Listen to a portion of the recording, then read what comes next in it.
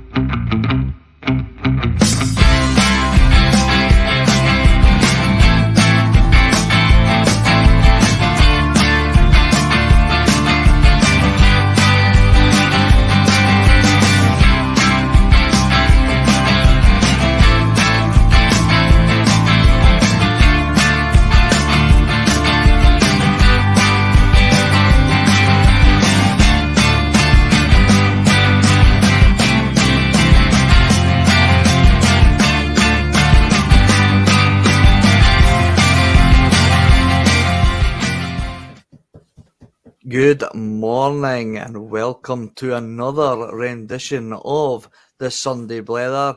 Yes, it is me, it's we, Davey. And I am joined by our usual Sunday Blether lineup. We've got Regan Stevenson, we've got Mark the Judge Kearney, and we've got Phil McGinley. Guys, how are we all doing this lovely Sunday morning? Doing well, David, doing well. It's good to be here. I'm doing very well, mate. How's yourself? I'm doing great, mate. Nice and bright and early as always. 11 o'clock on a Sunday morning, which is early for a lot of us on a Sunday. So we do thank everyone for joining us again on a Sunday morning. What? This is getting mad. We're getting earlier and earlier. You might say. Let's just get right into it. But before we do that, of course, Phil. You've got that bag of good stuff on you, I'm sure, where people can like, subscribe, share, become a Boise Bus member if they wish. It's all optional, guys. You don't, all their content is free. But if you want to become a Boise Bus member, the option is there for you to do that. So let's just get crack-a-lacking, guys. Phil, you were at the game yesterday. We're just going to have a quick recap of the game. Obviously, post-match push was just yesterday. So if you want to get a full sort of hour and a half's worth of the post match, you can jump on and watch that later if you haven't done so already. Phil, you were at the game. What do you want to give us a quick recap of what your thoughts were as a spectator that was there? First of all, I thought the crowd was a lot better than I expected. I was like, it's on BBC, 12:15 kickoff. I wasn't expecting a massive crowd. I was expecting what I used to call a Ronnie Dyler crowd. You know, when during Ronnie's era, a lot of empty green seats, but it wasn't too bad actually. You know, I think a few late stragglers, which is understandable. 12:15 kickoff isn't practical, everyone, but started to fill out as the game kicked off. Atmosphere was pretty good overall, and it's all about just getting into the next round, which they did pretty comprehensively. And regarding the the penalty decision, which has caused a lot of controversy, I can say this right now. Not a single fan in the stadium even noticed it happening until it came up on the screen, potential VAR check. I don't know where it came from, but yeah, the live reaction in the stadium was actually confusion more than anything. But it was just like, what, a penalty decision? What was this? And yeah, obviously it took its sweet old time in getting to that conclusion. It was the wrong conclusion, but I say we'll get to that in a wee while. But once we got that penalty, scored that, and then it was a second goal just minutes later. Good old pass for Effie Ambrose there. That was a nice setup for the goal. That was it. Morton were completely out of it, and yeah, in the end, it was a bit of a stroll in the park. But still enjoyed it thoroughly. And Aaron Moy is taking Moya Mania is taking Scotland by storm right now, mate, because the rendition of his song when he scored the second goal was pretty thunderous in the stadium. Everybody was into it, and it's like, wow, we might need to, some of us on the bus, me included, might need to back down rather than double down on this one and go, okay, I was wrong. I'm sorry. Sorry, Aaron Moy. But no, overall, quite happy with it, and yeah, it was a good day out. Mark, were you there? Were you at the game? Did you manage to make it? No, I didn't go yesterday, mate. No, I didn't fancy my bus was running yesterday. There wasn't a lot of uptake, so it's a wee bit of planes changing the automobiles for me to get to the matches. I've not got my supporters bus, so I just kind of left it out. I didn't even know it was on BBC until Phil mentioned it on Friday night show, I think it was. I don't think he mentioned it on one of the shows. I didn't even know it was on. I struggled to see it myself because just by work I didn't get to see it. I didn't know it was on BBC either until somebody sitting in my chair going, "You not got it on?" I was like, "No, it's not on the telly." He goes, "It's on BBC." I was like, "Well, I'm cutting your hair anyway, mate. So if you want a botched job, then you maybe shouldn't have told me that." Carry on, though, Matt. Carry on what you were saying, mate. No, I was just going to say, it's not very often you get anything for free nowadays, so it was good to see the match just on normal telly as such. But I agree with Phil. He mentioned there in the stadium, he was kind of the last person to find out what happened. You know, I agree with that. Same as the Burnaby incident, I had no idea what happened with that, and a couple of times it's farcical. I mean, I spoke the other day there on my wee segment on the Judgment Day show, and just touched upon it. The mic'd up referees is going to be a good idea if it comes into Scottish football. I think we'll drag our heels on it, but the fans in the stadium, and it's no disrespect to anybody, but the fans in the stadium are the ones that keep the football alive. They're the ones that are paid for the men on the park and paid for the stadium to keep it lights on. So they kind of deserve to get a bit of information on what's happening on the park, you know what I mean? And Phil said he probably got a text message after one of the others, or he found out later on that night what happened, and that's not good enough.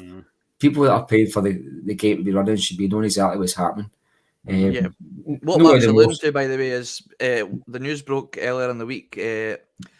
Some top football writer had broke the news, and it was spoken about quite extensively on TalkSport. Was they've basically they're going to be trialing the communication between the referees and the viewing audience in the stadium as well as on the television at the Club World Cup, I believe it is. So it's a start. It's not exactly what we're wanting just yet, but we're going to at least be getting a offside due to whoever.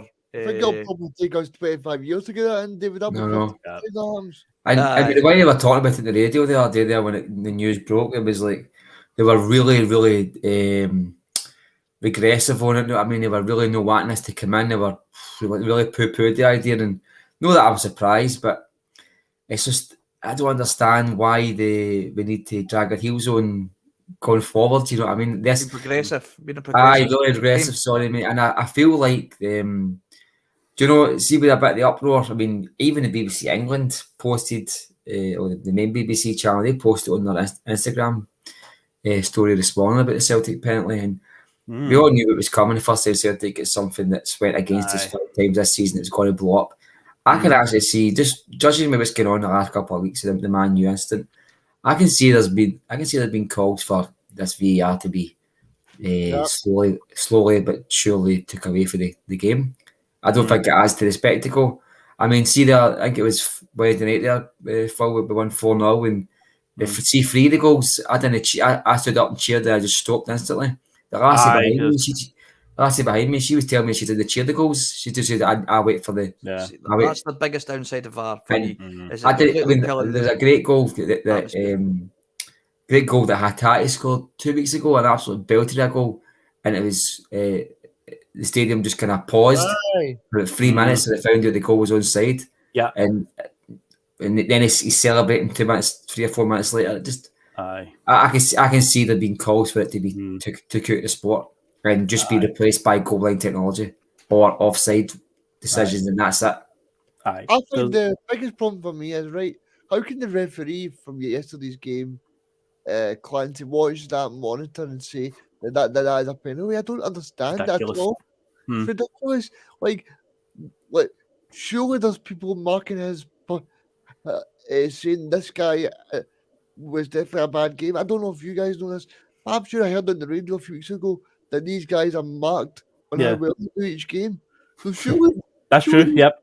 Surely these guys have been watched every game and gone, these guys are doing absolutely shite. You know what I mean? It's not as if they're actually helping each other. They're just making it even worse. And the biggest problem for Morton as well, right? No, this is Morton's biggest game for a long, long time. No, of course of course it's brilliant that Celtic got the penalty. But what I'm saying is, it's Morton's biggest game for a while, and it's been ruined by a big decision like that. Absolutely. Well, Regan, that leads us on to the first bit of paper talk that I want to get into, and I'm just going to throw it right back at you here, Regan. This is what it was said in the paper this morning. And Postecoglou claimed that his sense of injustice over VAR decisions, which have gone against his side in recent months, wouldn't be evened out within the season. But what a difference a week makes. This 5-goal dismantling of Morton was assisted by some dubious video technology. And this, Regan, is exactly the narrative that Phil said would be spun only last Sunday. And like I said, what a difference a week makes is what's been quoted in the paper there. I don't even know who wrote the article. I'm not even going to bother giving him the credit. But that's, I mean, like I said, it didn't take long for that to happen. This is my issue with why is it when we've been calling out dubious decisions, incompetent decisions, incompetent refereeings, that it's been seen as a witch hunt. But as soon as something that highlights that every Celtic fan in the stadium said, well, that's never a penalty, by the way. That's just another terrible decision by incompetent people that don't know how to do their job, that are officiating our games. But it's now been turned around to, it's no, a wee bit of pressure on the refs, and it all turns in its head, and now they're helping you out. What you got to say about that? The same thing we said last week. The exact same we said last week, that it's poor officiating. All we are asking for is consistency, and I guess we got it this time, because the Barnaby penalty that I keep going back to, but that was almost an identical penalty decision. Ambrose has no idea where the ball is. His hands are behind him, and a penalty decision was made that took 5, 6, 7 minutes for a referee to make up his mind and have to go and look at the monitor. There's a clip from a fan videoing some of the players on the bench. I think it was Matt O'Reilly and Hattati and Haksabanovic, and you just watch their faces. They're sitting there like bemused and giggling away at the fact, look at this idiot, and he's going to give us this penalty, and lo and behold, he did. But Regan, is it still a witch hunt? Are we still on a witch hunt here, or is this just proven again that we're dealing with guys that just don't know how to officiate a game of football? David, that's a great point you made there. And I think the biggest problem for Ange wasn't saying that Celtic have been done hard again. Ange was saying that Scottish football as a whole is an absolute mess with VAR. It's an absolute mess. And of course, like, the SFA will say it's been great, it's been brought in, but that's just absolute rubbish, David. I mean, of course, the 2 Kyogo goals that he scored wouldn't have been counted as goals during the week. But, like, the biggest problem for me with VAR is there's so many opportunities where they just make it all about the referee. They just make it all about them. That's and like when are the I know I've been to Clydesdale House over the past few months for the boys to bus. I I'm standing outside there a few weeks ago, remember, guys? Yep. And, like, how can the guy for Clydesdale House actually watch it and go, that's a penalty? Aye, definitely. Aye. How can he sit and watch it? Yeah. And I'll tell you why. I'll tell you why, because he's getting £1,000 a week and he's getting no consequences for the decision he's making. Aye, true. Yeah. Monty in the chat here saying I was embarrassed when we got that penalty. Embarrassed. Yep. I think that's a feeling that I think everybody had, because when I seen, I just kind of put my hands on my head and I can't believe we've been given that. Like, I can't believe it. I think, like you said, it's embarrassing that that's our opening goal is a penalty, and that, like you said, Regan, it kind of ruined the game a little bit, because I mean, no disrespect to Morton, but I think it was inevitable looking at the performance that we were going to beat them resoundingly anyway. Whether the goal came 5 minutes, 5 seconds, 50 minutes later than the penalty decision was made, I still believe that Celtic would have gone in and won the game comfortably. But Phil, that decision, like you said, it did ruin the game. It completely kills any sort of momentum that Morton were on, by the way, because I'm sure we'll get onto it, Mark, that Barnaby was getting run around ragged down that left-hand side. Jai Katongo was giving him some problems. Morton, you know, they gave us a go in the first 10 minutes, and ultimately that penalty decision was a sucker punch straight to the gut and completely took all the wind out of them.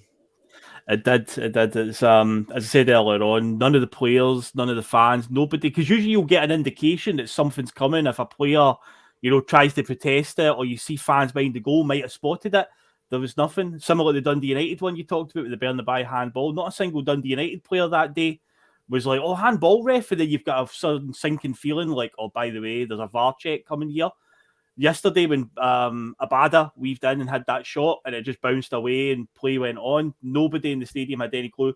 Abada didn't protest nothing. No Celtic player nearby said that. So it came out of nowhere, and you're like, if they pick up on a point Regan said there about the referees making it, you know, about themselves, I really do. I think they're making it a spectacle now with VAR. See if you go back to the game against St Johnstone on Christmas Eve, where we were wearing the away kits that day, the one when Tumble got sent off at the end for fly kicking the goalkeeper. Now, if you remember the way the chain of events, that the initial foul happened and the goalkeeper was down getting treated for about 3 or 4 minutes, right?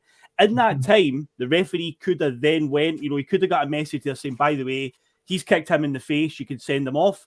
But he waited till the goalkeeper had been treated, 3-4 minutes on the ground, was up and ready to play again. And then suddenly he's like, wait a minute, VAR check. And it's like, it's almost like they're just trying to show everybody, oh, look, everyone, we've got VAR. We've got a new toy. Got a new toy. Look at my new toy, everybody. Look at my new toy. What does it do? Time. Fuck, none. And with the goal stuff that Mark talked about, you're totally right. And the 20 or so seconds that player runs off celebrating, they could check it then. But what they do is they wait till they come back and line up for kickoff. And he's like, nope, wait, don't kick off yet. We've got to do a check here. And it's like, you could have done that in the 20 or 30 seconds that you had while they were off celebrating. And then we would know then and there. But no. They wait, so it's almost like they're making it a spectacle on purpose. Like, look, everyone, we've got VAR now. We're going to use it at every opportunity we can, and it is just sucking the life out of the game at times. It really is. It's so soul destroying. Mark, David Ferguson says, to be fair, boys, going by the penalties, going by the penalties that we've had against us already this season, it's a penalty. See, this is the narrative that they want us to have. David, the penalties that we got against us, we said then they weren't penalties. There's still no penalties. Just because we've been given a dodgy one in return, that still doesn't make the penalty that Barnaby was given against any more of a penalty. It's just pure incompetence. I'm sorry. It wasn't a penalty yesterday. It wasn't a penalty for against Barnaby, and it wasn't a penalty at Hearts either. I'm sorry. On Matt O'Reilly. We can't on Matt O'Reilly. Aye, Matt O'Reilly, even worse so. We can't just suddenly turn and say, well, there were penalties then. No, they weren't. They should never have been penalties, and that shouldn't have been a penalty yesterday. But we'll move on. We'll move on from the penalties because we could be sitting here talking about VAR all day. Yep. Now let's move on. I want to talk about a certain player that probably will be the last time we'll need to speak about him ever again, because JJ looks to be away for a medical yesterday, if not today, to Union Berlin. Apparently it's a deal worth up to 10 million euros or pounds, I don't know, but it's started off £7 million plus add-ons. Now, before we get into the nitty-gritty, Mark, this is I did a little bit of research, and I think I've got my numbers right here. So Juranovic had 50 appearances since he joined us, and he's had 6 goals and 2 assists. Okay, now let's put that into comparison to Ralston's numbers on the same period of time that of Juranovic joining Celtic. Ralston has played 54 appearances with 5 goals and 12 assists. Now, this is my overall view on the Juranovic situation. Overall, we had a good player, not a great player. However, we managed to flip for a profit, and we managed to replace him with an exciting player in AJ, whilst keeping a hold of a player with very similar, if not better, contributions to compete for the place. Overall, I think it's a good bit of business. It's not the numbers that some of us were touting, including myself, for Josip Juranovic. However, 10 million is not a bad return on a player that we only signed 18 months ago for 2.5 million, and managing to keep a player who has been fighting for a place with him that whole time and arguably has better contributions to now fight for a place with a very exciting Arthur Johnson. I totally agree with you, mate. I mean, first of all, I'm not need to hear the phrase JJ anymore. That really makes my blood cold. That's embarrassing. JJ and AJ and GG and all that. Just call them by their name. Do me a favour and everybody else a favour. That does my nothing. Aye. So, I totally agree with you. I mean, we spoke before about his numbers are pretty poor. And you consider the 5 goals he scored, David, I think all 5 are penalties. Maybe one was a free kick, rebound that he got a nice wee volley in on a day that everybody in their granny scored for Celtic. We scored 9 that day. 9-0. Aye. So I was never impressed by the man. I'm not a big fan of him, but I think that his replacements come in and he'll probably do a better job than him. But I agree with you. I think it's good business if we can bring a player in. I don't think he'll harm the squad. I mean, I seen Sean Mahoney talking yesterday. I don't know if he's trying to get himself a gig on BBC every week, but he was saying how much it diminishes the Celtic squad now that the Celtic first team rather that he's away. I think he's trying to just cement himself into a BBC gig by slamming Celtic as much as possible. But good luck to you, son. Maybe that's why you didn't get a job at Hibs for any longer than 2 weeks. But no, again, the judge has spoken. No, mate. I mean, listen. I actually think he spoke well. But see, yesterday, I know you wouldn't have watched it, Phil, but he was. I think he was drinking before he came out. He was talking a lot of shit. I mean, it's bad enough listening to guys like James McFadden, but he was pretty poor yesterday. That guy. No. It's £7.5 million, David, then add-ons, is that right? According, if you want to believe the Sky Sports, then yeah, apparently. So I don't know what the add-ons are. If it goes on appearances, goals, assists. I hope it's no on assists because we'll not get a penny. But no, I still think it's good business. I mean, we all spoke after the World Cup and we're all given these fantasy figures and fantasy football teams that you would go to, but as I said on one of the shows, I mean, the scouting will be done over the 3 or 4 games of the World Cup. They'll do a proper scouting of these players. I think the days of guys getting £30 million moves after a good World Cup are maybe they're not over, but they're going to be few and far between. Teams will want to do a proper scouting report on these because the figures are available. They can click on their laptop and download these players' figures straight away. Anybody that knows football better than us would look into him and say, maybe he's not the guy that the guys on Twitter say he is. He's got a lot of flaws to his game. Yep. If his game at Celtic was an attacking fullback, well, 6 assists in a season and a half doesn't tell me he was very good at doing that. 2 assists. Sorry? 6 goals, 2 assists. 2 assists.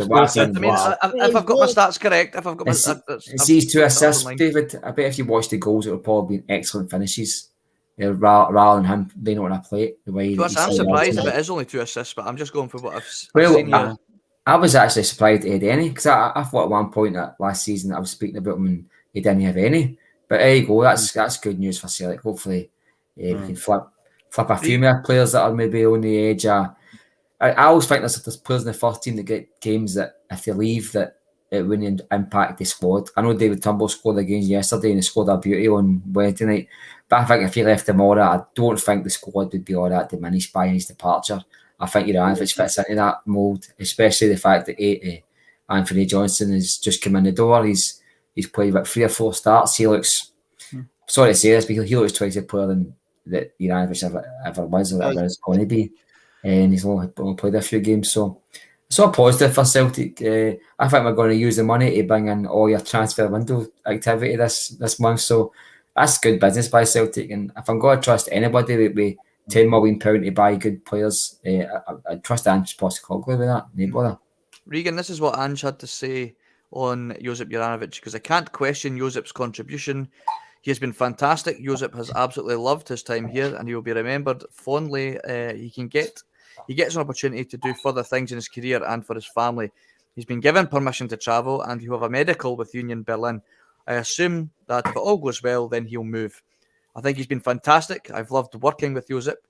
He's been a really popular member of the dressing room, and he's been a key contributor to last year, to what was a very, very important season in the context of what we had and happened the season before, followed by a few coughs, I imagine, as well. Richard Cough. People will be playing that clip where he skinned Ryan Kent for the rest of their lifetime. I don't actually remember a game where he actually played outstanding. I went, my God, Celtic are lucky to have him. Like, this is my overriding feeling with Juranovic, all right? I mean, I don't actually know what he actually offers. Like I've never actually seen him do anything that I went, wow, this guy knocked out of the park. Celtic have done well. And it's like Mark says, I think we've actually got a better player with Alistair Johnson, and I think, see deep down, I think I'm just saying that when they say on Still Game is birthday card pish, because he's saying the birthday card's pish because he knows that Alistair Johnson is twice the player that Juranovic is, and he's only 23 years of age as well. So he knows there's still a lot. There's still a lot for Alistair Johnson to do in the game as well. And I think the fact that Celtic fans have been impressed with Alistair Johnson after 2 games, and I think when you look at Juranovic, I've started being impressed with him after 51 games. Phil, I've seen a few comments coming up here saying that they think that Juranovic was maybe a bad apple in the training ground. Well, what I've got here in the paper is that Turnbull said that we'll be sad to see Juranovic leave. Hoops will miss Juranovic's fun and games, but exit is another's big chance. So I don't think it was maybe a bad apple. I think he was quite well liked in the dressing room. I think he had a bit of a bromance going on with Maeda and Joe Hart. So David, can I say one more thing on this? Of course you can, Regan. Bash on, mate. I think the biggest problem for Juranovic is that as soon as they got in this Croatian national team, it went his head too much, because he thought, well, I've got Modric in my team and he's playing for Real Madrid, and I've got Perisic is playing for Tottenham, and I've got all these players, and he's going, I'm playing in Scotland. I need to go to a better league to show these guys. But he was in the Croatian national team before he came to Scotland. Regan, remember he played. But not many though, David. But the point is, he was still in it. He was still in it. He played against Scotland in the Euros, so he didn't need to move to Scotland, So I don't know if There was, I get Regan's point. I think he was looking amongst these teammates in Croatia and saying, I can do better than this. I'm in an elite country, playing for an elite country, and I can be playing for an elite team. Yeah. If he believed that, then I've got a bridge for sale. He can buy it, you know what I mean? But no, I totally agree with Regan. I think he's definitely came to Celtic and thought, this will do me for a year. I've not got a doubt in my mind. He's had a game plan to get out of here as quick as possible. Definitely. Without a doubt. I was ripping at him last year at times. I think the biggest thing that Ange did as well, he basically says that Juranovic is looking for a big payday. Like, he basically says he's at the end of his career, he's looking to advance it. So that basically means he's looking for a big payday, he's looking for a better league, he's looking for somewhere to go. And I think he's just used Celtic as stepping stone FC, as Russell would say. Possible. Yep, possibly. Well, Ange also went on to say that he thinks the world of Anthony Ralston.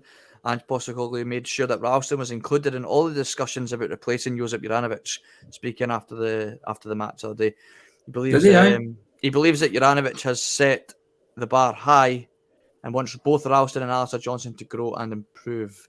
I think Anthony Ralston is still in contention for being a regular starter for Celtic. Of course, Alistair Johnson's come in and he's pretty much hit the ground running. And I think he's obviously going to, which is obviously a good thing. We don't want it in case that Juranovic leaves and we've just brought in a guy that's just to fill a jersey again. And we'll be fine with Anthony Ralston, because I believe I'd put another positive of Juranovic being in the club, no matter what faults he may have or what opinions you have on whether he Stepping Stone FC or he thinks he's better than. I don't mind somebody thinking that they're better than you. You know, a wee bit, like I say, play him a bit of chip on their shoulder, having a bit of a swagger. You know, it only creates competition, and I think Anthony Ralston benefited from that brilliantly. Obviously, of course, before Juranovic really came to the club, we only had Anthony Ralston, and he was playing very, very well. But that, I think, that consistently kept happening because of the competition of Juranovic coming in, and Ralston, I'm sure, probably went, "You think you're better than this club? You think you're better than Celtic? Well, you need to get past me first." And I think Ralston ran him pretty close, especially when you look at his stats. But we'll move on for Juranovic. Let's look at another a player that could be coming in to Celtic. According to Sky Sports, Celtic are close to an agreement with K-League side Suwon Blue Wings to sign striker Hyeon-gyu Oh. We've been coined them Oh. I think most of the fans have, so we'll just Sky Sports News understands that South Korean international. I'm sure there'll be a song out there. We'll get a song for him, I'm sure. I've already got you, man. You said oh, and I said it's magic. That's sorry, I was too busy reading the article, Mark. Listen, mate, I'm giving you gold and you're not grasping it with both hands. And between your eyes and my ears, mate, we're absolutely useless. See no evil, hear no evil. Exactly. Sky Sports News understands that the South Korean international was keen on a move to Celtic Park. The Celtic confident a deal can be completed with plans in place for a medical. So here's a little bit about Hyeon-gyu Oh. He's 21 years old and he's 6'1", and he can play through the middle or right wing. He looks pacey. I think he looks pacey from the videos that I've seen. And he also looks quite strong as well from seeing him a bit of the hold-up play that's been put in the YouTube views. Of course, we'll always take YouTube views with a pinch of salt. You're never going to put his worst moments in there. However, from what I've seen, I think he looks like a good mix of pace and strength, and maybe little similarities shown that we've seen from Georgios Giakoumakis. We'll get rid of the GGs for Mark's sake. Gracias. So the question I'm going to throw to Phil here, is this a player that can match or better Georgios Giakoumakis' contributions at Celtic? Remains to be seen at the moment. There's the whole the devil you know and the devil you don't. We know what Giakoumakis was capable of. We've seen it now. We don't know anything about this guy other than we can watch a YouTube video. None of us are experts in Korean League football. We just need to wait and see. I do, going by his credentials, I get the feeling he is the type of striker that is happy to come in and understand that you are number 2 behind Kyogo. I think one of the big issues with the Giakoumakis thing was he wanted to be number 1, and obviously was Kyogo number, and Kyogo's numbers justify it right now. I think this boy coming over is because I believe Suwon Blue Wings are in the Korean 2nd division. They're not actually a top division team. I think they got promoted, mate. They got promoted. Yeah, it says K-League 1 here for 2022. 36 matches, 13 goals, 2 assists. That's his stats for this season. Because Igor said in his the description in the news is he's a Korean international, but he's got 1 cap. It's like saying that Abelgard's a Danish international with 1 cap. They're not really established in the national team at the moment. It's like, in theory, yes, they have got an international cap, but it's like it's a bit of a stretch. We've learned obviously over the years when you put the word international on a player with whatever nationality they've got, it makes them sound a lot grander than what they are. But we don't know anything about him. We'll see what happens when he comes in. But yeah, I fully expect him to come in and be the number 2 striker and probably be content with that role and wait for his chance. I think maybe one of the problems with Giakoumakis was he was just a bit, he was eager to get that shot, and just very much like, no, Kyogo's the number 1 striker at the moment. I say I can't argue with the Kyogo logic because he has been banging in the goals recently. So he's firmly number 1. But I think this boy will come in and just wait and bide his time and won't cause any fuss. I don't think Ange is one that likes any fuss in the dressing room. You're talking there about bad apples and Juranovic stuff like that. I mean, I don't buy into he was a bad apple. I think he was very popular, and I don't know if he's noticed this yesterday. After one of Kyogo's goals, him and Abada did the Juranovic celebration. On the is that what that was? I couldn't work with that. Juranovic was in the stand as well, so I think he left after the game. But I did the wee fingers and ears celebration that Juranovic always does. So that was like a wee sort of a tip of the cap to the man, I think, as he was heading off. So I think he was a very popular guy, and I'd say he did contribute over the time. But better players than Joseph Juranovic have left Celtic. We already have replaced him with Alistair Johnson. We'll move on from it. Tony Cascarino, Jesus! I like him on before I get piled on. We'll see regarding I'll just call him for the time being until I've mastered the full pronunciation of his name. We'll see how he does it if and when he comes in. We use his initials. We'll just use his initials just to What would it be? Korean names are strange in the way they're done. HGO. Oh no, that's going to stick. Fuck it, David. Fuck me. You're just. You like that HGO? We got HGO. I hate that. I mean, honestly, I know I had a wee laugh a minute ago, but I hate that scene. I go on Twitter and you go, "I was some pass by AJ." It makes me cringe. My toes all curl up and everything. Just call them by their name. Just this isn't. I think with the Giakoumakis one, why they always call him GG Marcus, because some people still don't know how to spell his name. So rather than embarrass themselves on Twitter and completely butcher his name, they just go GG. Yeah, I typed it in so much on my phone when he was linked with the club. Mine just pops up. It just pops up now. I don't even have to worry about it. I was spelling a player's name wrong for years. My brother chinned me for it. I think I was spelling Ayer with AYER for years. My brother said it's fucking Azure. I was like, I went too far. I can't go back now. I had to double down and put two Y's on it. No, but I just hate it, mate. I don't know what it is. Maybe I'm a really petty individual, which I totally am. But I just don't like. I don't know. Maybe it's too modern for me. I don't like it. Regan, very old school. It was saying that it was very close. There's medical on the cards here for O. Yep. However, it says in the paper today that Ange is in a last dance saloon for the O switch. Hyeon-gy's move to Celtic depends on Seoul and Samsung's Blue Wings bringing in a replacement, his South Korean club has revealed. They expect to make a decision on O's future this week.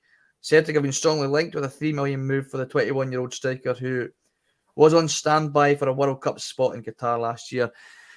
Is this going to be a case that we're going to end up having to wait until the summer if Blue Wings can't find a replacement for their main man, Regan? And is that a concern for you, or do you think Celtic will get the job done? I do think we'll get the job done, but what I like about it, David, is that I hope Giakoumakis stays as well. I hope I've got freedom at it. But I'm a little bit worried at the fact that Celtic are looking at a number of strikers now, David, and we've still not managed to get one one deal done. So that's a big worry. The only thing about the K-League and the G-League is that their seasons have just finished. Mm-hmm. So hopefully they don't do a Celtic and they don't wait all summer to bring somebody in, because or should I say, wait until February, because that's when the window shuts.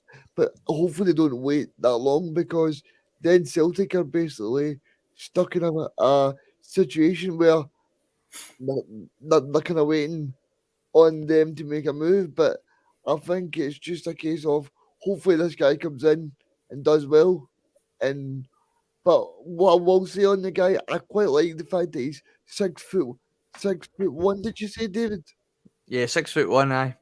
Because I think we're lacking a bit of a big tall striker with Kyogo, because he's quite wee, obviously.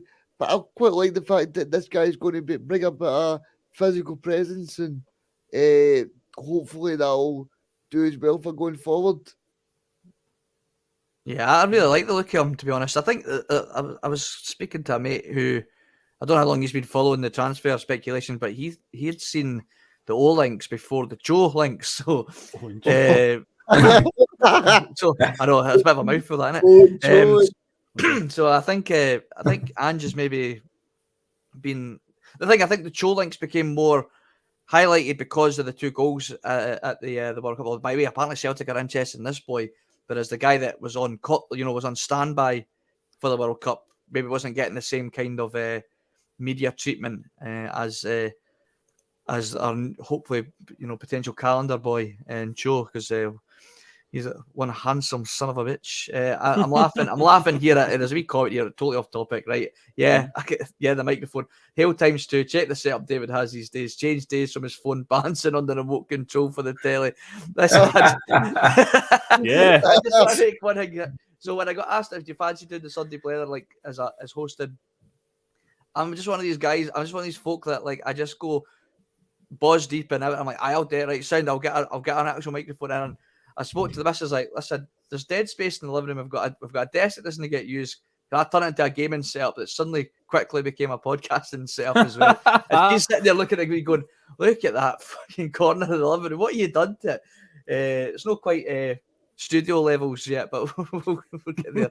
But this is my thing. I fancy playing a bit of golf, right? Sound, rather than just going and buying just getting second-hand clubs, I'm straight into right, I'll get a bag and I'll get all the golf.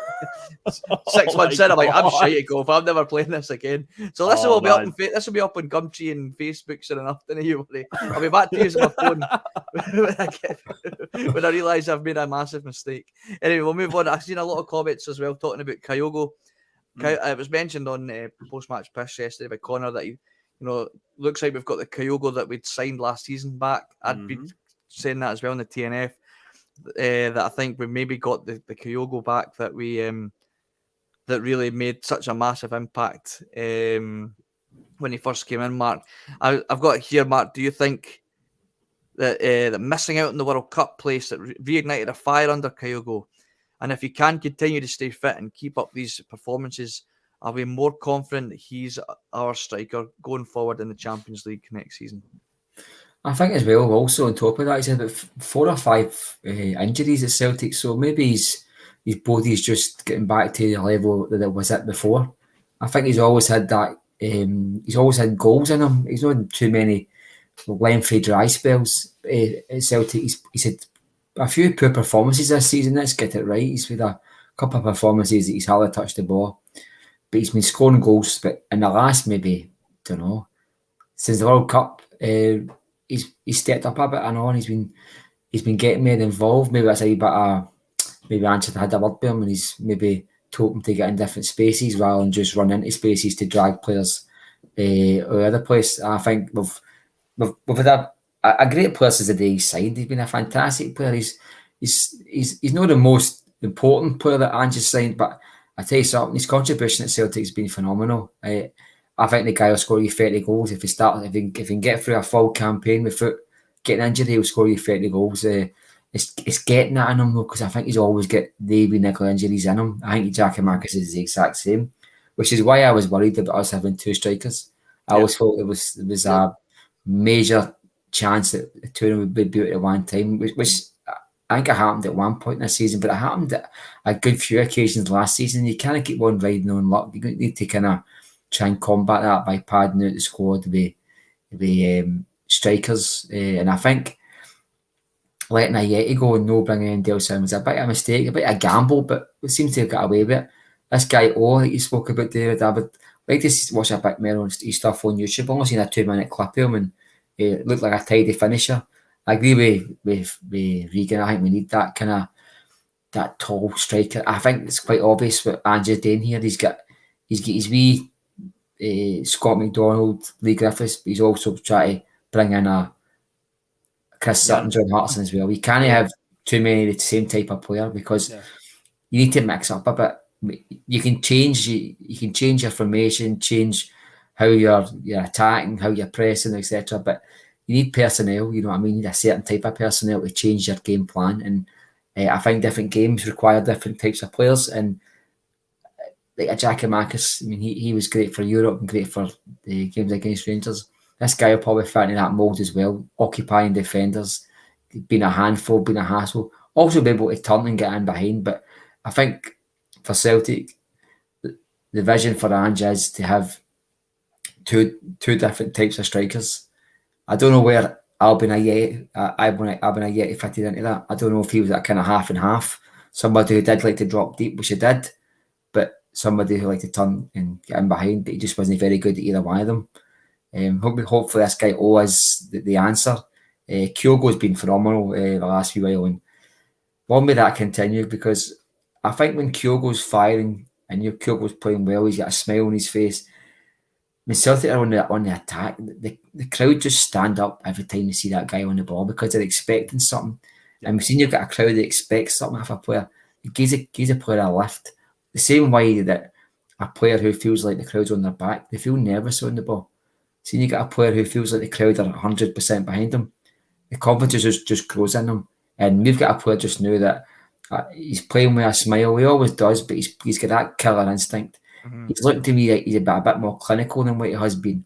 I made a wee joke last week that he was on a hat trick and he scored 2 beautiful goals, but he missed an open goal, didn't he, Phil? He missed a 2 yards out against. Yeah. He can do that. He can score a 20-yarder, but then miss a 2-yard tap in the same match. He's a bit of an enigma, but he's an enigma that I love, and I think he's one of the most infectious players that I've seen at Celtic in a long time, and I'm glad he's getting the goals and getting a bit more game time, get a bit more time on the ball, because he deserves it so much. What a wee guy he is, and hopefully he's one of the players that Celtic have signed at the right time in his career that the guy's going to finish off at Celtic. I think he will, mate. I think he will. I think he's capable of. I think he is capable of going playing down south. Definitely. Yeah. I don't think he doesn't seem like a player that's itching for that to be an end goal. I think he knows that he's come to a massive club. Like they say, we signed him at 26, 27-year-old from Japan, and then obviously he burst on the scene there when he moved to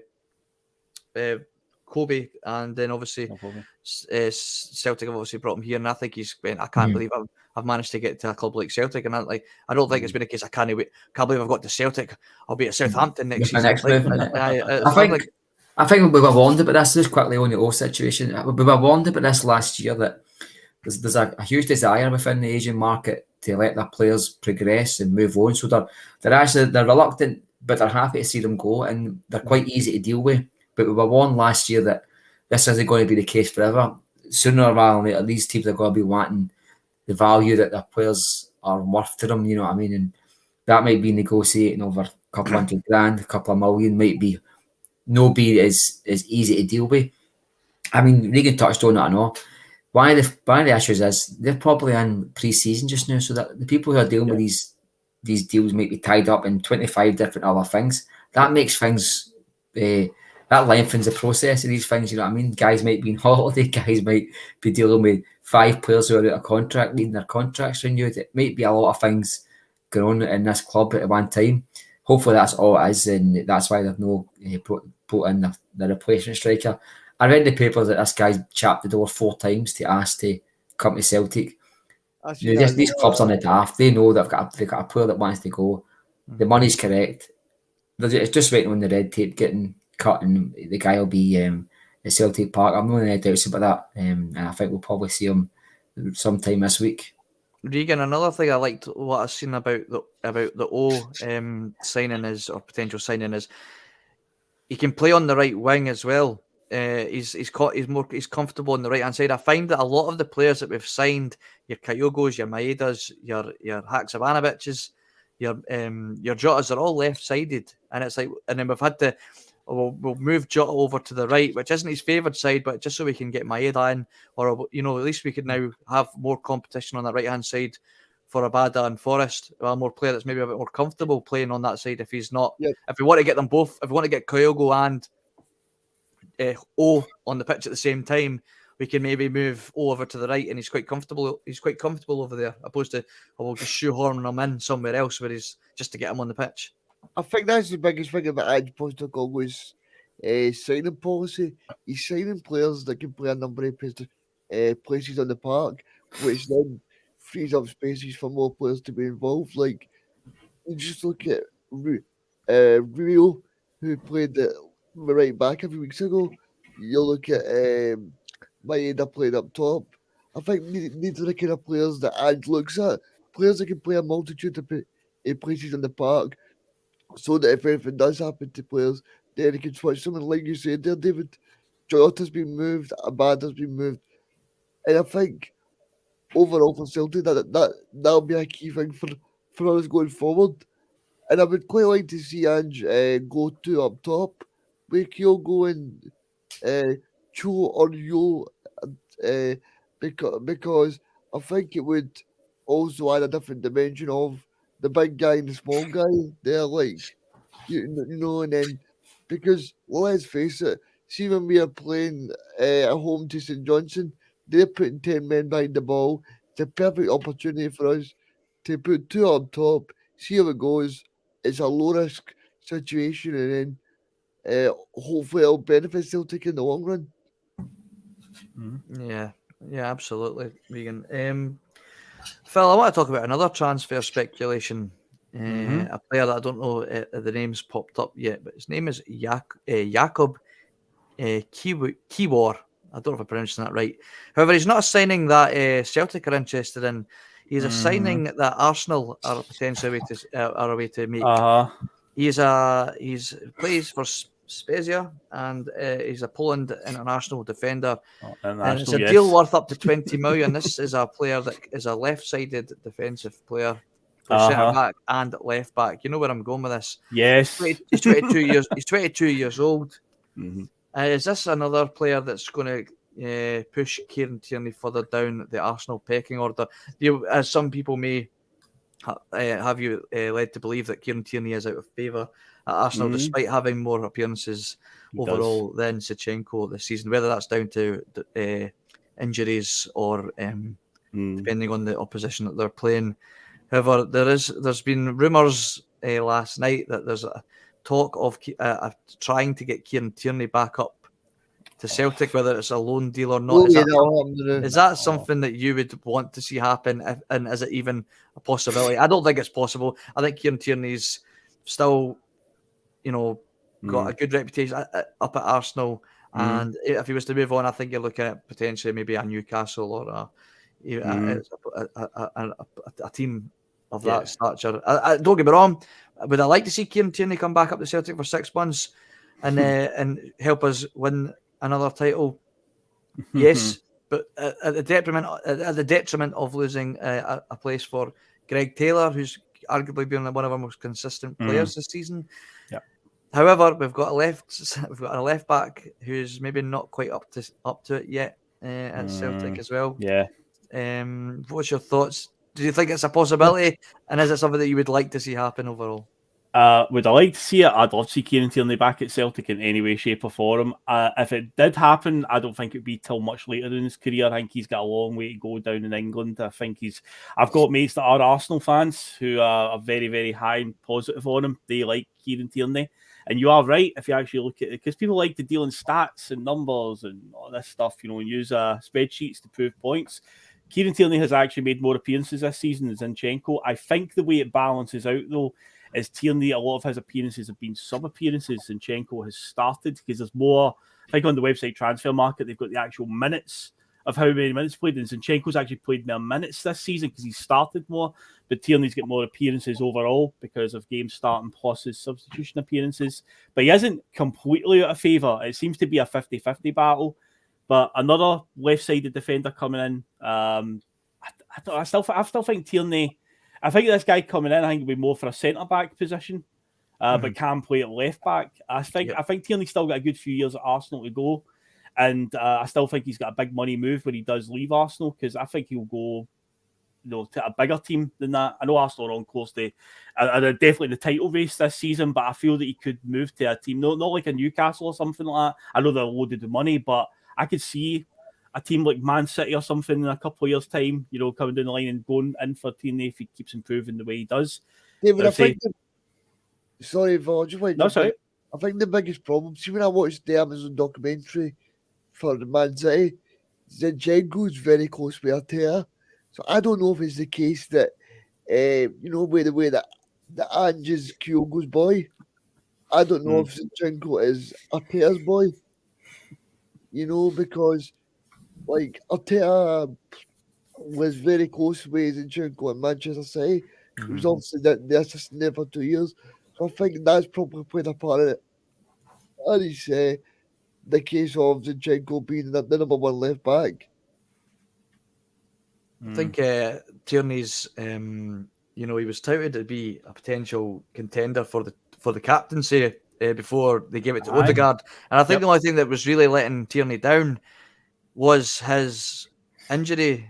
He's quite injury prone. People in the chat are saying that he's had a few injury problems as well. That's one of the reasons why he's maybe not featured as much. It's not a case of he's out of favour, just injuries mounting up. Not to mention he's on course to winning a Premier League title with Arsenal. I can't see any unless they completely implode. The way Man City are playing just now, they're not quite as consistent this season. It just seems to be everything seems to be falling into place for Arsenal. I can't see Tierney wanting to leave Arsenal in this window. In the summer, he might decide to move on to another Premier League club. Like I said, I think a Newcastle would be a perfect place for him to move to, because I think they're using a massive 7'8" centre back at left back at the minute. I think a Tierney would fit in perfectly at that club.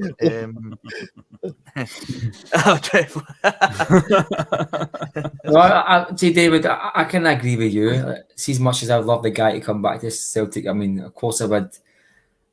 I wouldn't put it at the expense of Greg Taylor's development. I think the guy's come into Celtic and he's had a lot of doubters, which is quite right. Celtic fans are within their rights to doubt any player they feel like it's not up to the standard, but he's came through that and he's get better and he's get better. He's took Angie's game plan, he's took his game to another different level than even probably what he thought he could take it to. I think Kieran Tierney coming in would probably be an automatic first choice player, and that would stunt his progress. But also on the Kieran Tierney career path, I think it'd be a bad move for his career path if he was seen to be going back to Celtic for any period, because it'd be like maybe I think the optics is Russell uses that phrase quite a lot.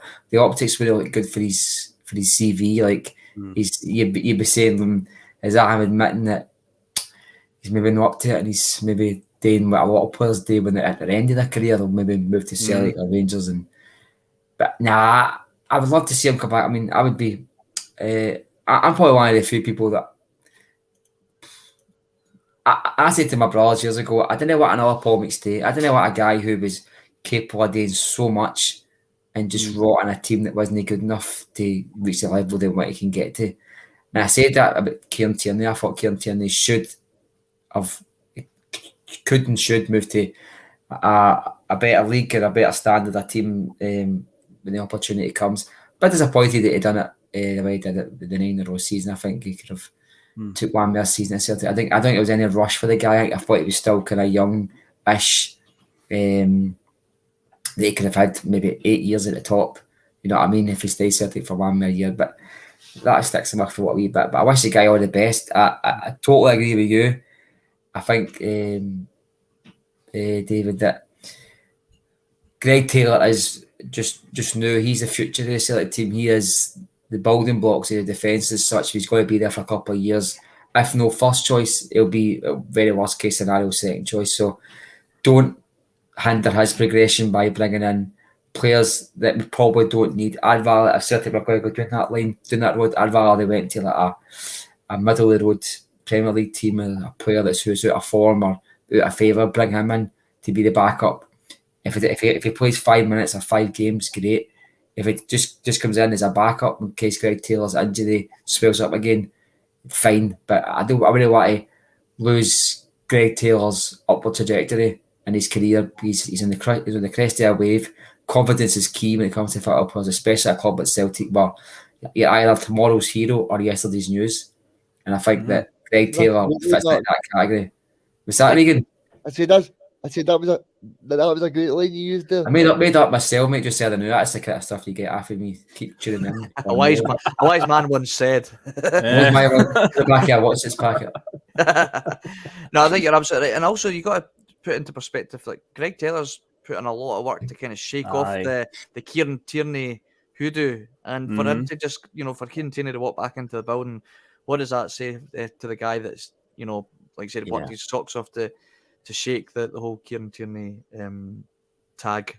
Yeah. You'll never be the likes of Kieran Tierney. And obviously Russell's made a good point here that Celtic knew that they were getting 25 million. How much say did Kieran Tierney really have? I also like it's a funny one for me. It's like that's true. It's Arsenal Football Club that have come in for you, and I know it's like, yes, would have loved them to stay. No, I'm not just. I'm totally on board with you, mate. I'd feel like I'd have loved them to stay for the 10, and it could have, it's one more season. We obviously wouldn't. We don't know what could have happened if he did stay. And then say he has a shocker, and that Arsenal move then is never there again for him. Yeah, it's one of the ones that you're never going to really fully understand it unless you're in that situation. You've said it yourself. If somebody like a massive club like say an Arsenal or Liverpool or City comes in for our manager, he's going to go, isn't it? So money talks, mate. As simple as that, and that's the same in anyone. We all love. Well, we're all fairly happy at our jobs, but if somebody offers you an extra £2-3 an hour, you're going to go and I mean an extra 50 grand a week. So I'm with it. I'm just saying that. A wee bit, I thought the guy could have had 1 more year to say, like, that's all. It's no, I don't think about it every night. It's just something that I do look back on and go, he could have had 1 more year and still had 8 years at the top. You know what I mean? He could have still had his majority of his 20s and into his early 30s at a good level, in my opinion, anyway. David, I think the interesting thing for the Scottish press is you're speaking about people going down south. I think the Scottish press will be linking Ange Postecoglou with Everton next couple of days because Everton are doing terrible. They bottom of the league.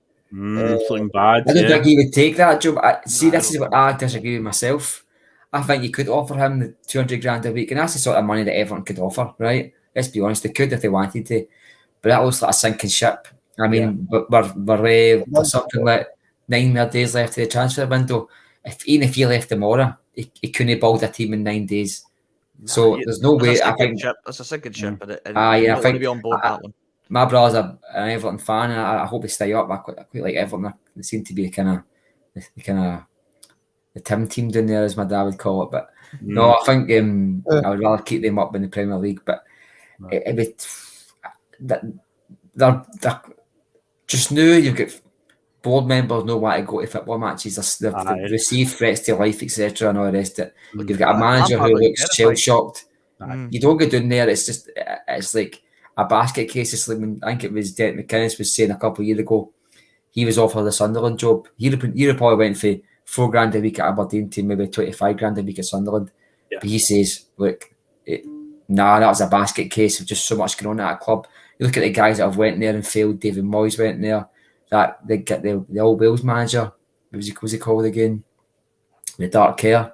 He went there and failed. He's some right good. Sorry, he got them to the Euro. He got Wales to the Euros finals. It's just there's some jobs that you just go, that's a career defining job. I don't want to have that asterisk on my CV, and I think that would be good done. I think if Ange get them relegated, no. You could flip back and say, if it's summertime, and then an Everton in the Championship, for talking sake, say to you, look, they're going to give you Premier League wages, or even fucking 5 times what you're on just now. We're serious. We want to get back to that Premier League. We've got a £200 million transfer kitty there. Can you get us there? That's something that a manager might look at. I can't see him looking at that. I think he would knock that back still, but I think that'd be a more attractive proposition than a bottom of the league team than new, especially one that looks like they're falling apart. It seems. Freak is right. There will be links this week. Any chance the press gets to put a wee flap in the Celtic fans, they'll take it. It's easy press. It's lazy press, and that's the Scottish press. Simple as that. Phil, there's a lot of chat going on in the comments about Celtic spending money, or maybe lack of, or maybe not, or maybe too much. Who knows? Depending on the side you want to take in the comments. Michael Beale has plenty to say on Celtic spending last few weeks. I mean, I'm not going to touch on it too much more. I think I touched on it a fair bit last week or a couple of weeks ago. But all I'll say on his comments is, like I've already said it on here loads. If Celtic can afford to spend the profits that we've made on selling our assets, then there is zero to discuss, right? Right? Michael, there's zero to discuss. If others have had to pay off debts and balance books on selling assets and winning and getting through European competitions to the latter stages, then that's no Celtic's issue and it's no Celtic's fault. All right, our club have sold wisely and made a profit on players and used that money to rebuild an entire squad because we lost our captain, we lost our best striker, we lost our best centre back. We sold Ryan Christie, an attacking midfielder, and we've completely rebuilt a squad to win back the title that we held for 9 seasons in a row. We never spent without our means. We used the money that we generated from sales to build Ange Postecoglou a team which is well within Celtic's right to do so. Otherwise, we'd be using our youth squad. If your club are reluctant to buy players using the assets that you've by selling assets you have rather than holding on to players until they leave for nothing, that's no Celtic's fault, and it's nothing to do with luck, right? It's just not.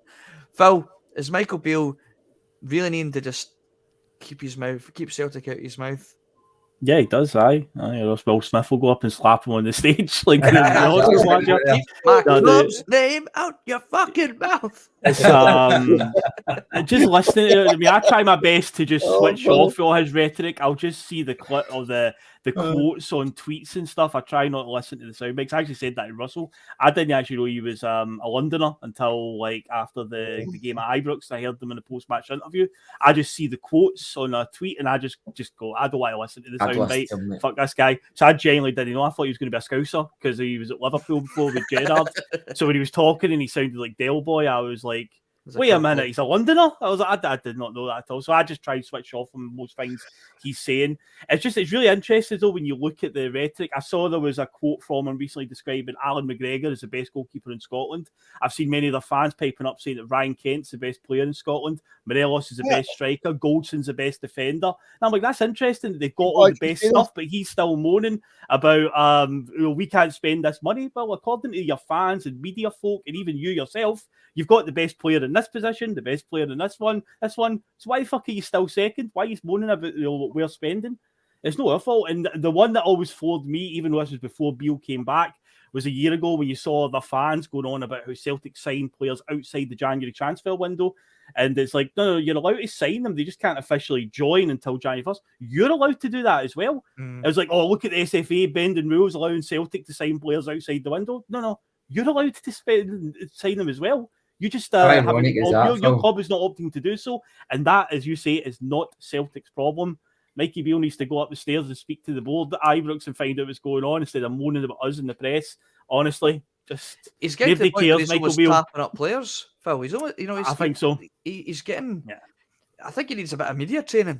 He's part of the most corrupt football club that's ever been fucking formed. You know what I mean? They break every rule, and every rule they'll break it. If they don't break the rule, they'll bend it. I mean, even this week, I mean, you get the Lord Advocate, you get the judges colluding with the police to lie in the investigation to the takeover. You've got the chief inspector going into the interview room whistling the Billy Boys while he's interviewing somebody. And I mean, come on! I mean, who are they bending rules? You're talking about a club here who's for 120 years never signed a Catholic, and the next 20 years never paid their bills. Away you go. I mean, that Michael Beale. I mean, listen to this cunt. He's on his sound bites. He's one mere game away from We Are the People. Bring back the brown brogues. Bring back the suits. Slag Celtic in every press conference. He's just ticking every box because he knew the minute he signed for Rangers, there was a question mark over his head. There's a question mark over his integrity because of the way he left his old club. There's a question mark over his credentials to get the job. So he's in there with both brown brogues, 250 right into Rangers. He's ticked all the boxes. He's sang to the gallery. He's sang the sash. He's done every single thing that the bit of paper he got when he signed. Say we're the biggest club in the world. We look at the most titles. Lie about this. Lie about that. Just do this, and the Rangers fans will love you. And see, no matter how many times these fucking cunts lie, they want more lies. And the press perpetrate the lies. They encourage it. I mean, we've even got guys like Keith Jackson. They can't wait to write this stuff about Rangers. How McGregor's still the best goalkeeper in the world. How Morelos, 45 still Morelos is still the best striker. He's a fat tub of shit. How Ryan Kent, the golf, is the best winger in Scotland. 2 weeks ago, they were saying he wasn't putting enough effort. He's that much a class act that he's refusing to discuss it today with his contract, and yet nobody wants him. Morelos, he's been getting pimped out after Rangers since the day he got there, flinging his arse at anybody that walks by him. Nobody's put a bid in for him yet, apart from the Japanese club, who put a bid in, funnily enough, in euros, the check the papers try to say. A club who had just signed a striker, which meant they couldn't buy any more foreign players. I said this shit when you listen to in this country. Your newspapers are lined top to bottom to be Rangers propaganda. And I can tell an awful while I'm on this. For the last couple of weeks, I've seen videos at Ibrox, inside Ibrox, with the Union Bears, or the Onion Bears, whatever you call them. They've been getting a wee bit of harassment or a wee bit of pushback off the Scottish police, probably the first time in their lives, right? And there's been a lot more kind of tougher protocols inside the stadium. Now, Phil, you were there on Wednesday. I'm going to ask you in a minute here. See, the last couple of weeks at Celtic Park, the police have been all out empty. They've got stewards. You'll be walking in that stadium, they're checking your tickets, they're searching your bags, people are getting patted down. This is at all of the stadium. This isn't just the Green Brigade section. The young boy sits next to me, Lewis. He get papped out for about a $1 the other day. They didn't get took it off him, he get kicked out. This is all in the back here. What Rangers fans are doing at Ibrox, bringing in batteries, bottles, water bombs, you name it, right? They get away with it, right? But in Scotland, Celtic and Rangers are two cheeks of the one arse. No, there's one big massive arse, and it's not Morelos, it's Rangers. It's a Rangers problem. Don't bring Celtic in every discussion that revolves around Rangers. You've got to have a Celtic spin on it. No. The posts at Celtic Park have been overly aggressive, overly, Robocop for a while with Celtic, but see now it's up a notch. And I think it's because there's problems at Ibrox, and they've sat in a meeting and went like that. Let's just toughen protocols at both clubs. I've never been to Celtic Park and seen guys with industrial size batteries, or flinging cups of coffee and cups of tea at players taking corners. I mean, that's like ticker tape. Anytime a player goes into that corner flag at Ibrox, you see all the glitter just... What the fuck's that? It's coins and everything going down. You don't see that at Celtic Park. It happened once pretty badly with Hugh Dallas. By the way, if it was, the guy flung a coin. I'm not getting it too much. I don't want to get flung off air, but I wouldn't have flung a coin. But anytime we do something that's magnified by a million, it's like Hubble telescope watches Celtic. But see, when they do it, right, they're peeking through the curtains.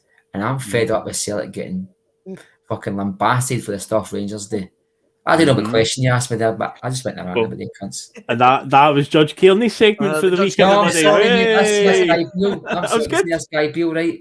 I said he's got to be a good coach. I stand by that. I think he's got to be a good coach for Rangers. I think he's pretty good on the park. He's in-game management's really good in my opinion.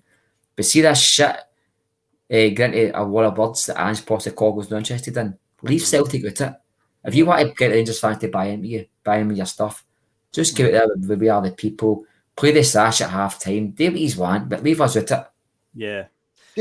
David, it's a case of what I said to you on Russell Wednesday. I think Ange will enjoy this battle with Michael Beale in the press every week. Yeah, I think you're right, mate. Absolute rubbish. And see the fact that he's called Michael Beale, I think he's just Michael Beale that he's 9 points behind. Hey! It's cold in Glasgow and it's a -9, isn't it, Regan? I mean the fact that, see the other evening interviewed by the BBC's like, well, the 9 point gap's not on me. It's not on me. No, that's... You're still part of this squad, this team, and then he's saying, well, we got beat by two other teams. Like, aye, but that's then you disrespecting the two other teams that took points off you in the league. Yeah. Do you know what I mean? So yeah, listen, he didn't need to inherit a 9. He didn't need to inherit a 9 point deficit. Regan. He could have stayed at QPR, where he was falling away at the wayside there as well. So, listen, the manager inherited his QPR side that were sitting top of the table, by the way, until he lost like 5-6 games in a row. This new manager QPR's inherited a team that he'd had chucked it essentially. Yep. I don't really have a return ticket for this week, guys, because I'm slacking. I do apologise. Right. There are plenty shows for everyone to catch up on. Obviously, you've got your Monday clubs. You've got the breakfast bar that Regan joined myself and Russell on Wednesday, and I believe you're going to be back on this Wednesday as well. I'll be back on Wednesday. Yep. And obviously we've got the TNF, and we had Bustalgia on Friday, Phil. That was a good show as well, mate. Joseph Venglos season, aye. Because to sign off, I just want to chuck a little wee pipe bomb in here, just to see what the. It's just we're talking about progression and as a footballing as a sport, and this is not anything to do with Celtic, guys, but I'm sure we can put a Celtic spin on it, right? So it was in the news either this morning or yesterday that that's not his name. That's the Arsenal player. Sorry, Jonas Eidevall. He is the Arsenal women's manager, and he's not held back as he slams the lack of opportunities for female coaches. He says here that you can have female prime ministers, you can have female presidents, but you can't have a female coach coaching in the Premier League for some reason. Why? He says, I think it has to be single-handedly the most under-tapped resource that is in professional football. Now, Ange he's built quite a big coaching staff now. What we've seen from his awards, his Manager of the Month awards. Yep. And apparently Michael Beale has also got quite a big coaching staff as well. Aye. Now, I have to say that I think there's plenty of room to be 11 women coaches into the men's game. I think you have to just look at the likes of Emma Hayes as a name that stands out a lot, and obviously I can't remember her name now. The Dutch manager for the England national team. Now obviously there's the whole argument of women, the women's actual playing the sport with men. It's a completely different argument, but we're talking about coaching the same game here. The tactics are the same. The rules are the same. Is there room for women to integrate into the men's game? I think there is. Like I said, Emma Hayes has got her credentials. 5 FA Women's Super Leagues. She's won the Women's FA Cup 4 times. She's won the league multiple times for the women's game. I certainly wouldn't cross her. There's a whole argument of would a woman be able to gain the respect and the command of the men? The professional footballers, I like to think that they would, and I certainly wouldn't cross Emma Hayes if I'm being perfectly honest. Oh no! Is this something that the likes of Celtic and obviously other men's clubs could be looking at? Maybe necessarily not managing the club at the minute, but there's certainly room for a woman to come in and perhaps help with the coaching side of things. I think there is there an argument to be had there? I think he's spot on, if I'm honest. I would say definitely, because you look at some of the. Emma Hayes said she got offered, was it Notts County in League 2? I mean, how could she get offered Notts County in League 2? She's, like you said, she's got tilted to the Champions League. I mean, I'm going to use the Ange Postecoglou the way of thinking, right? Ange Postecoglou went to this country and the press were like, who's this guy? Like, is he managing the same game with Australia, who Brisbane Roar? I mean, when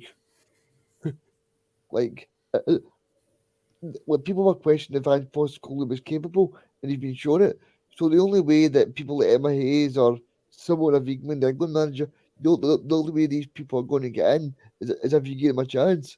But if you don't give them a chance, then you wouldn't. Like, if Celtic didn't give Ange Postecoglou, if Celtic didn't give Big Ange a chance, then Celtic wouldn't know what was possible. So I think it's just a case of giving them if you give them a chance, then they'll be able to show. I mean, it's not the case that we should give them treatment, but we should give them a fair crack at the whip to say, right, you can go and show us what you can do. And if she's good, she's good. But if she's bad, she's bad. You know, everybody in life just wants a fair crack at the whip. So I would say that. Yep. Right. Phil, what's your thoughts on it, mate? I'm trying to think like this is a really tough subject because I think there's a lot of deep-rooted problems within football that don't allow it to happen, and I don't want to. If we end up going into it, we can end up being here for another 2-3 hours. I know people like the 2 and 3 hour shows, but no, there's not going to be a 3 hour show today. No, not today. This could go on a very deep discussion, but I would say that me personally, if they're good enough, then whatever. You know, if they're good enough at their job, then there's no issue there. But I just think the men's game in football has a lot of deep-rooted problems, whether it's somebody's gender or their sexuality or even the colour of their skin. There's real little problems with many fan bases up and down the United Kingdom. And I don't think it would be welcomed by a lot of fans, unfortunately. But for me personally, it wouldn't bother me. But yeah, it's one of those things that we could end up doing a bloody massive show on, a massive talking point. Could do that another day, mate. Definitely. I just thought we end on Mark, you want to just quickly, you got anything to say on that, or do you want? No, just first of all, but the 3 female prime ministers, what a job they did. What a fucking job Thatcher did. But anyway, no, no, listen, I think Phil's absolutely correct. Can you imagine a female coach any team? The minute that the crowd legitimately turn on them, it would be seen as chauvinistic. It would be seen as, you know, it'd be like, even if you're saying, oh, why are you playing him there? It'd be like mansplaining or whatever they call it. I just think it would open up the door for just so many issues to just bubble up and bubble over. I think there's nothing wrong with women having a sport that's equal to men, pay, etc. I've not got an issue with that. I think, just my opinion, I think there's too many issues with a man in a woman's dressing room, and there's too many issues with a woman in a man's dressing room. It just opens up the door for so many things to be you know, I don't know. I don't personally. We had the trouble with Lennon a couple of years ago because he was a legend, and every time he said something about him, there was a lot of backlash. Can you imagine with that? Just talking to a woman's coach at Aberdeen just now, and they're looking in the trouble. Can you imagine the crowd turned on him, and you can imagine the outrage at this poor woman who fucking, don't know, showing a bad week or something like that. You know, you can just imagine it. You know, I mean, I'm not saying I'm the foul. See whether you get 4 legs and 3 eyes. It's as long as you can do the job, you should be given the job. I just think, for me personally, I think at this stage in the world now, I think we'll. I mean, just leave it as it is. There'll probably be a transgender manager probably fairly soon. It'll be a man who's wearing high heels or something like that. That'll be happening soon enough. And it'll that's a chat. I just seen it and I thought that's just an interesting, like, just it popped up on my phone today and I thought, oh, that's an interesting. No, it's a good point. It's a 2-hour show, isn't it? my opinion is, no, I'm not for it just now, mate. I think you should just leave things as they are just now. You got to build up these things very, very slowly. We've already got women commentators and all the rest of it. You know, I hate listening to Stan Petrov and John Hartson, so. But whether that's a woman or a man talking, it just depends on the content they give. So we need to build it up slowly, mate. We've went in the last 10 years for having no woman in the sport at all to a woman just over every studio is football. So let it progress and come back to me in 100 years and we'll talk about it. And on that note, we will wrap up the Sunday Brunch. It's nearly 12:30, so we've run a little bit longer than planned. But I thank everyone for sticking with us. Phil, Mark, Regan, thanks again for joining me. And the Boise Bass will be back on Monday, which is tomorrow. So Monday Club tomorrow, guys. Yes, cheers, guys. Then. Right. Here's Chris Sutton to play us out, and we'll catch you later. See you later on, guys. I mean, you've all that stuff at the start, you know, they won't be playing Tina Turner on the coach on the way home, will they? Some of his comments about me deliberately trying to cause controversy. Well, I work in the media now. And you've got someone sitting there next to you who's an embarrassment to the media profession. He's an apologist. He's a charlatan. He's a Rangers puppet. He's a cheerleader. That's what he is.